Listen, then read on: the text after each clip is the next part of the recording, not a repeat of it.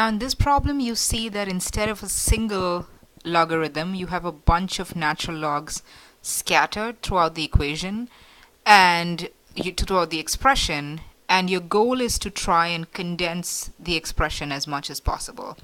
So in order to do that, we're going to employ the same rules of log, and I'm going to write down the rules over here. So the first rule I want to remember is the product rule, which says that the natural log of a times b is equal to the natural log of a plus the natural log of b. The second rule says that the natural log of a over b, this is the quotient rule, is the natural log of a minus the natural log of b. And the third rule, which is the power rule, says that the natural log of a to the power m is equal to m times the natural log of a. Okay, so these are the three rules that we're going to invoke for this. So the first and the easiest one to use is the product rule. So let's see where we can use the product rule. You'll see that there's a plus sign here, so I'm going to start with using that. So I have natural log of, let's say this is a, and let's say this thing over here is b. So I can write this entire expression as natural log of x squared minus 1 times x, because natural log of a times b is natural log of a plus natural log of b, minus the natural log of 24 minus 2 times the natural log of x plus 1. Okay, now since I have a negative sign next, what I can do is I can apply the quotient rule. So the natural log of a minus b, in this case this is a and 24 is b, is going to be the natural log of x squared minus 1 times x over 24, and then minus 2 natural log of x plus 1.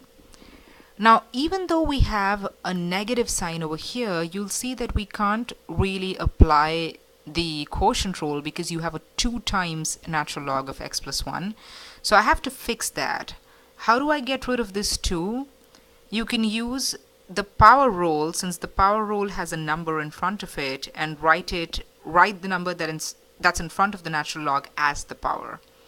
Okay, so let's rewrite this as the natural log of x squared minus 1 times x over 24 minus the natural log of x plus 1 the whole squared. Okay, now this is perfect because this entire expression looks exactly like this expression, so we can use the quotient rule once again since I have a negative sign. So I can rewrite this expression as the natural log of x squared minus 1 times x over 24.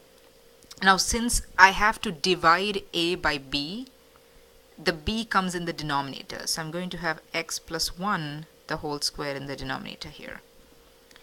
Okay, the question also said we have to simplify this expression as much as possible. So what I'm going to do first is I'm going to note that this term over here, x squared minus 1, I can expand it or factor it as x plus 1 times x minus 1, and this factoring is going to help me because this x plus 1, you can cancel it with one of these x plus 1s in the denominator.